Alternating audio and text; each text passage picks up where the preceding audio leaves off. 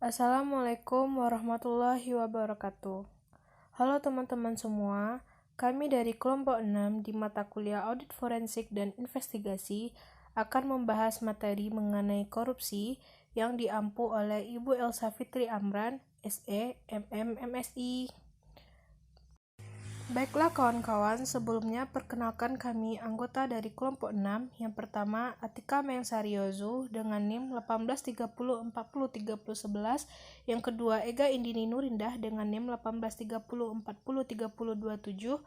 Dan yang terakhir, Ica Puspita dengan NIM 1830403044. Baiklah kawan-kawan, di materi korupsi ini kami akan menjelaskan 4 indikator. Yang pertama, pengertian korupsi. Yang kedua, mengapa orang melakukan korupsi atau sebab korupsi. Yang ketiga, suap, pemerasan ekonomi, gratifikasi ilegal, dan benturan kepentingan. Serta yang keempat adalah negara paling korup. Baiklah kawan-kawan, mari kita dengarkan pembahasan per indikatornya. Pengertian korupsi. Kata korupsi dari bahasa Latin atau corruption atau corruptus yang berasal dari bahasa Latin yang lebih tua corrumpere.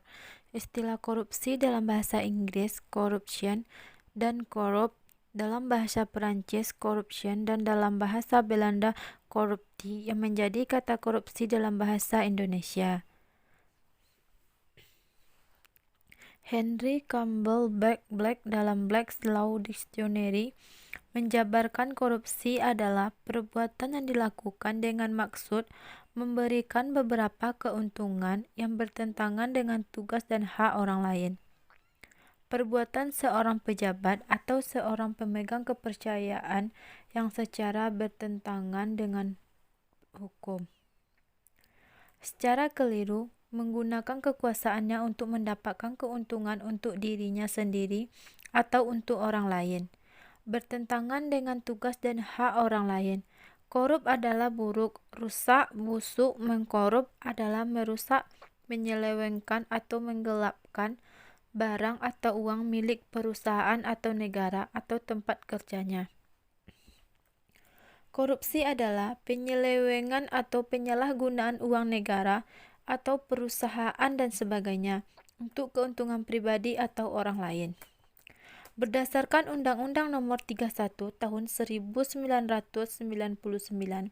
korupsi adalah tindakan setiap orang yang secara melawan hukum melakukan perbuatan memperkaya diri sendiri atau orang lain atau suatu korporasi yang dapat merugikan keuangan negara atau perekonomian negara. Korupsi juga diartikan sebagai tindakan setiap orang yang dengan tujuan menguntungkan diri sendiri atau orang lain atau suatu korporasi, juga menyalahgunakan kewenangan, kesempatan, atau sarana yang ada padanya karena jabatan atau kedudukan yang dapat merugikan keuangan negara atau perekonomian negara.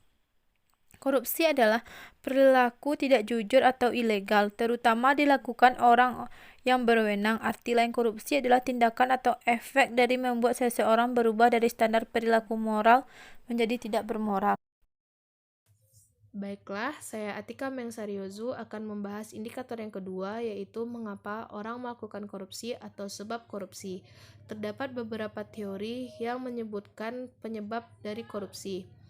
Yang pertama, teori Triangle Fraud dari Donald F. Krishke. Teori ini menyebutkan 3 penyebab kecurangan. Yang pertama, tekanan, yang kedua, kesempatan, dan yang ketiga, rasionalisasi. Teori yang kedua adalah teori Ghosn dari Jack Bollenen. Faktor-faktor penyebab korupsi adalah keserakahan, kesempatan, kebutuhan, dan pengungkapan. Yang ketiga yaitu teori korupsi Robert Klitgard, CDMA. Korupsi terjadi karena adanya faktor kekuasaan dan monopoli yang tidak dibarengi dengan akuntabilitas. Teori selanjutnya adalah teori willingness and opportunity to corrupt. Korupsi terjadi jika terdapat kesempatan atau peluang atau kelemahan sistem pengawasan kurang dan sebagainya, dan niat atau keinginan didorong karena kebutuhan dan keserakahan.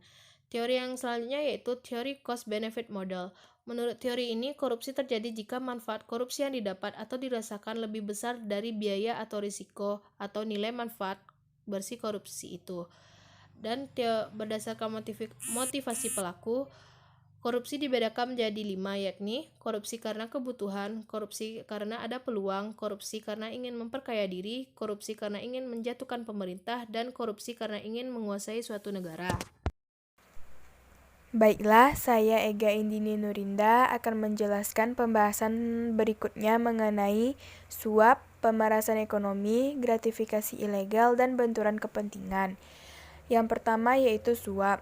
Suap yaitu bentuk korupsi yang berupa tindakan yang menyiratkan pemberian uang atau hadiah yang menyebabkan perubahan perilaku dari penerima. Penyuapan ini merupakan kejahatan. Penyuapan ini dapat juga diartikan sebagai tawaran, pemberian, penerimaan, atau pembujukan dari berbagai hal atau barang yang bernilai dengan maksud untuk mempengaruhi tindakan dari seorang pejabat atau orang lain yang berkaitan dengan jabatan publik atau hukum. Suap dapat berupa yang A. Pembayaran kembali atas faktur, yaitu bentuk penyuapan yang dimulai dengan cara penjual membuat faktur yang lebih tinggi dari harga yang sebenarnya. Selanjutnya, memberikan sebagian kelebihan pembayaran tersebut kepada pemilik proyek atau pembeli sebagai suap. Yang B. Penawaran yang curang, yaitu bentuk penyuapan yang dapat dimulai sejak adanya perencanaan pembelian di mana sudah diatur dengan harga dan kualitas yang tidak wajar atau curang. Selanjutnya dilanjutkan pada tahap penawaran, kontrak, serta pelaksanaan pembelian dan penjualan oleh pemilik proyek dan pemasok. Yang kedua, pemerasan ekonomi. Pemerasan yaitu tindakan kriminal yang bertentangan dengan hukum untuk mendapatkan uang, kekayaan, atau layanan dari seseorang, entitas, atau lembaga secara paksaan. Pemerasan ini biasanya dilakukan secara berkelompok. Pemerasan ini dapat juga dilakukan dengan blackmail atau melalui penggeledahan secara ilegal. Yang ketiga, gratifikasi ilegal, yaitu bentuk korupsi yang berupa pemberian sejumlah uang tertentu atau pemberian bentuk yang lain yang diberikan kepada pejabat sektor publik atas layanan yang akan diberikan atau telah diberikan. Besarnya uang yang diberikan ini berbeda-beda di berbagai negara. Di Indonesia, sesuai dengan Undang-Undang Nomor 20 Tahun 2001, menyatakan bahwa untuk gratifikasi di bawah 10 juta, maka pembuktian bahwa pemberian itu bukan suap harus dilakukan oleh penuntut umum. Sebaliknya, bila gratifikasi di atas 10 juta, maka untuk membuktikan bahwa gratifikasi itu bukan suap harus dilakukan oleh penerima gratifikasi. Yang keempat, benturan kepentingan.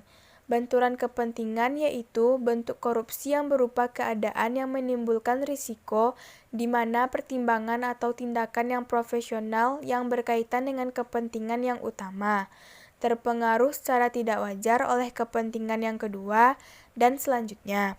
Jadi, benturan kepentingan ini dapat ditemukan sebelum terjadi korupsi.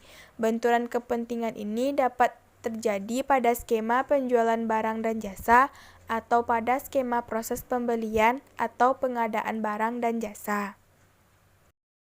Selanjutnya, negara paling korup. 8 negara terkorup yaitu 1. Somalia, yang kedua Sudan, yang ketiga Suriah, yang keempat Venezuela, yang kelima Afghanistan, yang keenam Yaman, yang ketujuh Guinea Ekuatorial, dan yang kedelapan adalah Sudan Selatan. Contoh kasus korupsi di Indonesia. Yang pertama, kasus Jiwasraya.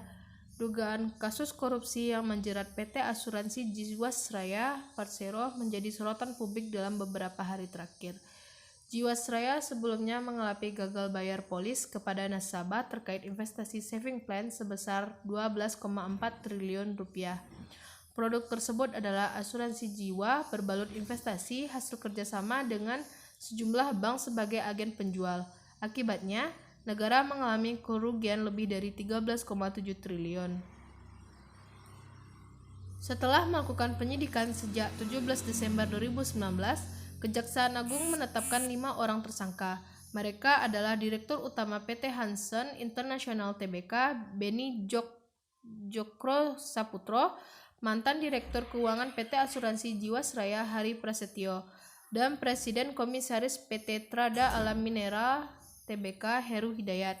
mantan Direktur Utama PT Asuransi Jiwasraya Hendrisman Rahim, dan pensiunan PT Asuransi Jiwasraya Syah Mirwan.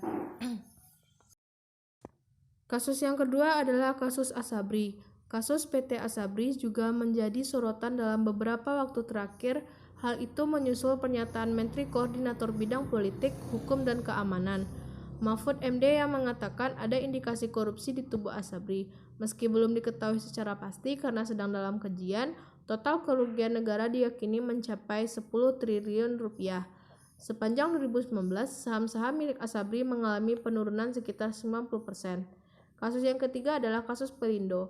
Beberapa waktu lalu, BPK telah mengeluarkan laporan kerugian negara akibat kasus dengan dugaan korupsi di Pelindo. Dalam laporan tersebut diketahui 4 proyek di PT Pelindo II menyebabkan kerugian negara mencapai 6 triliun rupiah. 4 proyek tersebut di luar proyek pengadaan mobile crane dan quay crane container yang dugaan korupsinya ditangani oleh Bareskrim Polri dan KPK. Kasus ini menyeret nama mantan Direktur PT Pelindo, Erjelino, yang telah ditetapkan tersangka sejak 2015 lalu. Dalam kasus ini, Lino diduga menyalahgunakan wewenang dengan menunjuk langsung HDHM dari Cina dalam pengadaan 3 unit Kishishi.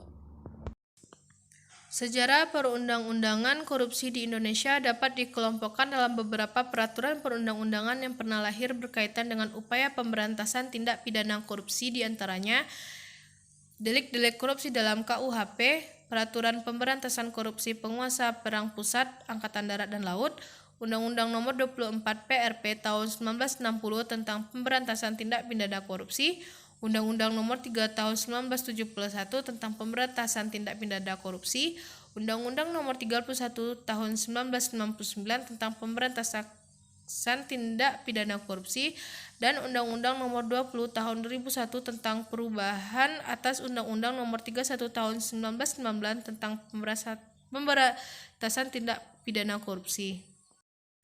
Baiklah, terima kasih kepada teman-teman yang telah mendengarkan materi korupsi yang telah dijelaskan oleh kelompok 6 tadi. Semoga materi yang telah dipaparkan tadi dapat bermanfaat bagi kita semua. Kami akhiri dengan wassalamualaikum warahmatullahi wabarakatuh.